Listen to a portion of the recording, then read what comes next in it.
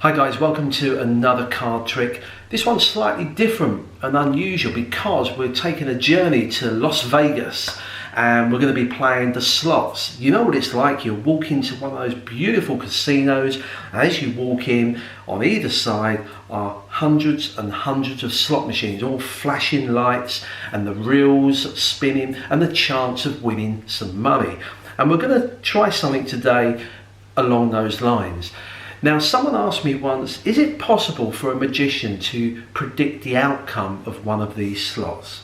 So what I thought we'd do is we'll have a little game with some very special cards that have symbols that are used on slot machines. But more importantly, this is my premonition. It's a prediction of the outcome of the game.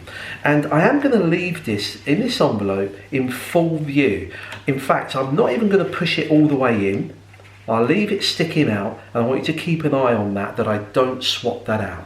And trust me, at the end of this trick, you can rip this up to check that I haven't got any secret compartments in there with other outcomes.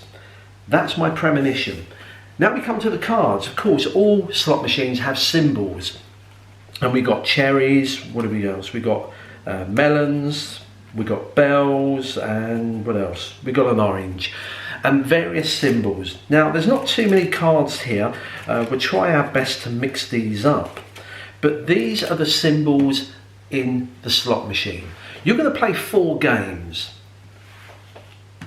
Now, of course, playing a slot machine is no fun if there's no money involved. And you can win big here. You see, on the backs of these cards, each one of these symbols has a different value.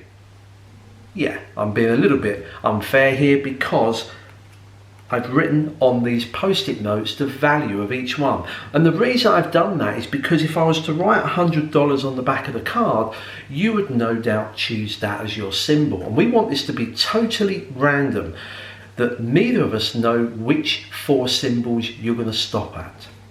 So here are the cards. I'm going to just give them a quick mix up, but it doesn't make any difference because you're going to choose which symbols to hold. As you know, in all slots you play, they spin, they stop, and then you can hold one of them and spin the other 3 and then the other 2 and so on. And that's the game we're going to play. Totally randomized.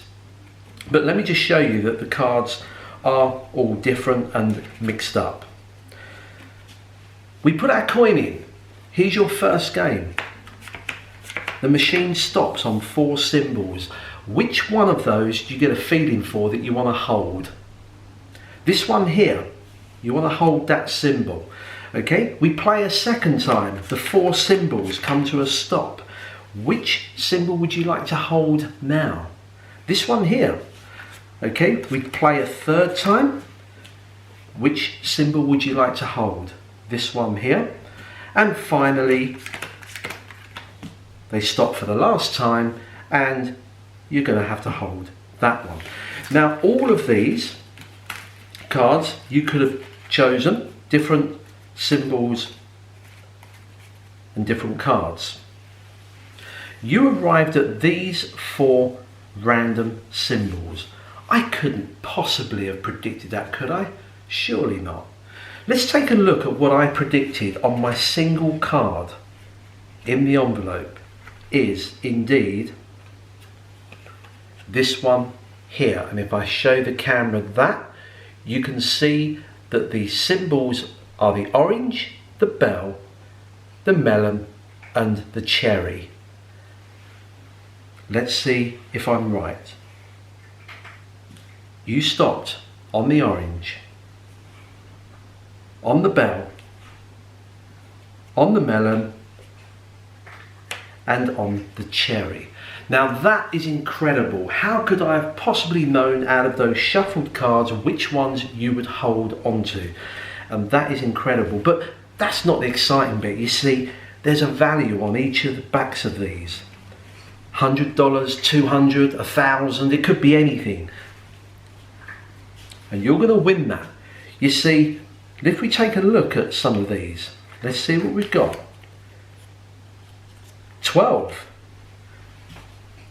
What do we got on the back of the melon?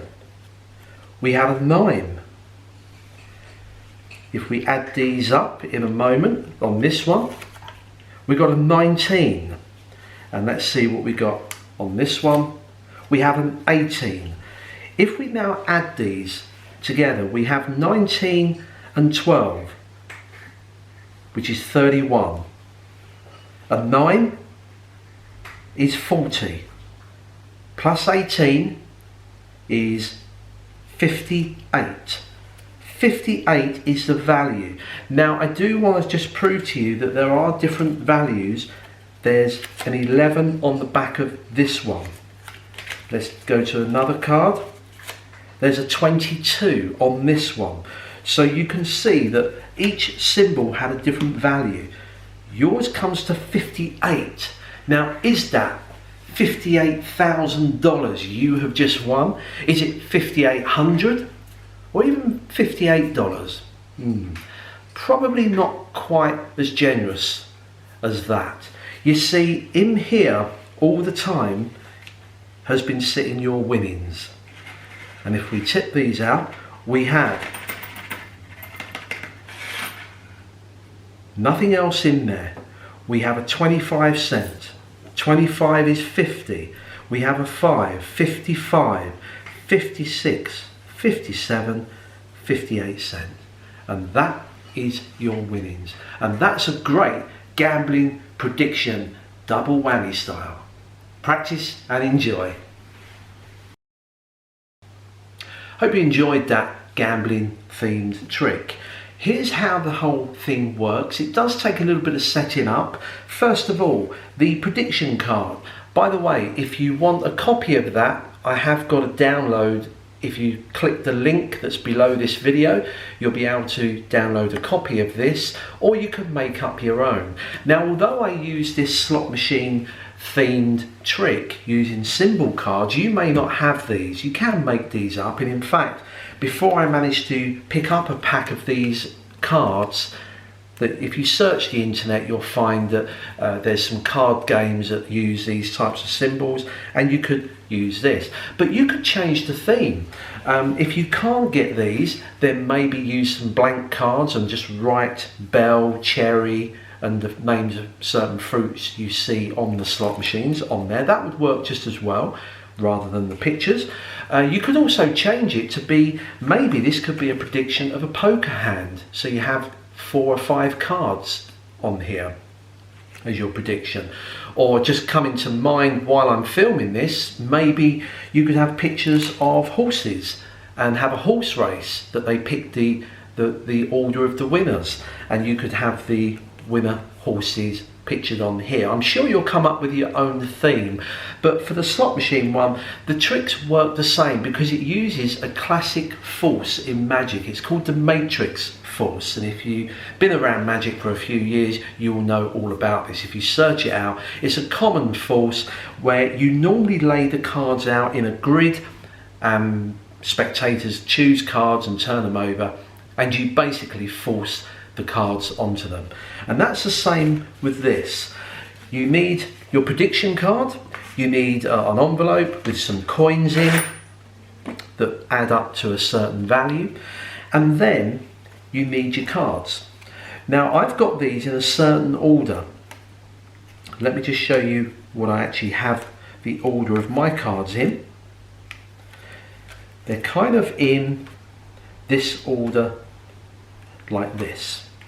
Okay, let me just put these down quickly in this order. This is my matrix, but instead of laying it all out in a matrix thing, we did them one row at a time. I also thought it was good that on most slot machines, when you play that, you get the buttons where you can hold the symbol and play again, and that's what we did here, and that just adds to the realism of the trick theme. First of all, what about the cards? They're fine. You just need 4 of each. Okay, so I could have 4 horses, 4 playing cards, or anything like that are repeated, and these are stacked in this order like this.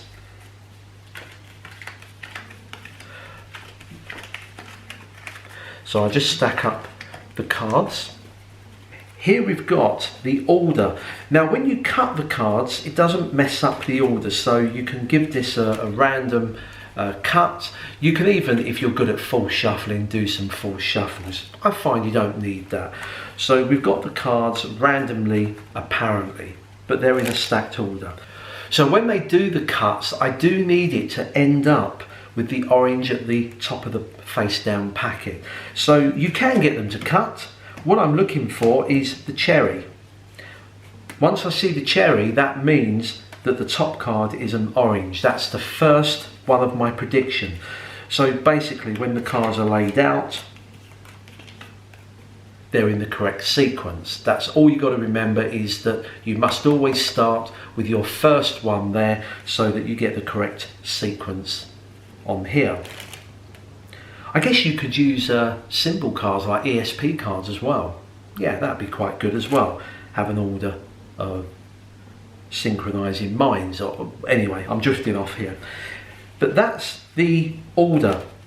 The next thing comes the numbers. Now the matrix force can be used with numbers. It's quite a clever one, is that if you have a matrix of numbers, and I'll do it on the screen, and maybe you have 1, 2, 3, 4, 5, 6, 7, 8, 9, 10, 11, 12, 13, 14, 15, 16. So I've got that number sequence in front of me. If you take any of the first ones, then take a number from the second one and the third one and the fourth one, but they can't be in the same column. That's how the matrix force works. Then you add those together. The value of that will always be the same no matter which card you take. So you can add up these 4, and if I was to choose another 4 sequence cards, they would come to the same. And that's how these work. On the post-it notes, if we take a look at these, on this orange one, which is my first one, I've got a 15. There's a 15 on there. On my bell, there will be a bell in here that's got a 16. So that's 15, that's 16. There'll be a melon with a 17. Let me just see if I can find it. Yep, 17. And there'll be a cherry with 18. So here I've got 15, 16, 17, 18. Now when I come to do the next sequence, I carry on. That was 18, so my next number will be 19, 20, 21, 22. Now you can choose any numbers. You don't have to go 1, 2, 3, 4, 5, 6, 7, 8. You can actually start at 11, 12, 13, 14, 15, 16, 17, 18, 19, 20, 21, 22 and so on. So you can do any sequence of numbers as long as it follows on in that sequence. So once you've got all those cards stacked together, and I've got those here now, you're set to go. Now when you're doing this, they don't have to be in order as long as you keep them in blocks of 4. And let me just show you this. These 4 here, orange, is 19. That will mean that the bell is 20, 21, 22. And they can go on there. So each block of 4 cards has a set of continuous numbers. So once you've got all of the numbers together, and I put them on post-it notes and just stick them on the back because you don't really want to deface the card. I used to write the numbers on the back of the cards, but it kind of ruined the trick in that people, I found, always went for the high value numbers, which they can do, but it just didn't kind of add up, and it kind of revealed the sequence of numbers as well, which I didn't like. So I put it on the little post-it notes and just stuck them on there. That's it. Now you can cut the cards. So this is how the routine went. You cut the cards. You can even get them to cut them. And if they cut here, I know that's my last one of the 4 sequence of symbols. So of course I know that the top card is an orange one, and I've got the order in there. I'm not worried about the numbers because they follow in sequence. All you do is you deal out the cards. your first one, which is the orange, the bell, the melon and the cherry. Now they can hold any one of those. Push it forward, pull it towards them. So say if they chose that one. You then deal out 4 more cards in the same direction. They can pick any one, choose another one, and then finally the next one. Now, one thing you want to do is when you gather these up is mess them up, because what you've got here are all oranges, all bells, melons and cherries. So what I tend to do is just kind of gather them up so they're kind of a little bit mixed up, and kind of haphazardly cut them and put them on one side. It's not a big deal because you're not really showing these afterwards, but you can just flash a few of the cards on there, but put those to one side. The prediction works automatically. It's a self-worker. You reveal your prediction however you do that. You turn these over and lo and behold, they all match. Now it seems an amazing thing, but if you dwell too much onto this, someone may clock onto there must have been some sort of sequence. So move straight on to the second part, which is the monetary that they're going to win, okay, with the coins. Now I just put a few coins in here because I know that the sequence of numbers I use always add up to 58. So it doesn't matter what I do here. I pick them up randomly. So you pick this one up and you've got a 17. If I pick this one up, we got an 11. So you add these together. 17, that's 28. This one is another 8. That's 28, that's 36. And a 22, which is 58. And there's your numbers there. Okay, add these up. If you're not very good at maths, you might want to get them to get their phone out to add it up, but the numbers are fairly low anyway. You want a small range of numbers, and that's why I keep them low, because don't forget you can use any number sequence. You could start off at 51, 52, 53, 54, but what I found is using numbers that are quite high is that a lot of people have trouble doing calculations. Certainly if you're presenting and there's people watching them, they get embarrassed and flustered. So I kept the numbers deliberately low, so hopefully they can add up the numbers for you or help them out. But it comes to 58. The final whammy is when you tip out the coins and there's 58 in value there. And that seems a great little prediction effect. As I said, have a play around with it. You might come up with different themes, but that's the matrix force. Have a search out on that. It's a great force to use. We've actually used it in one of our tricks about a year ago when we did some sort of Cluedo type magic trick with the rooms, and that's how that worked as well, the matrix force. Practice and enjoy.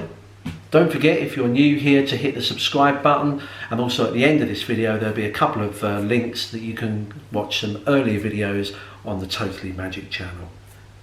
Till next time,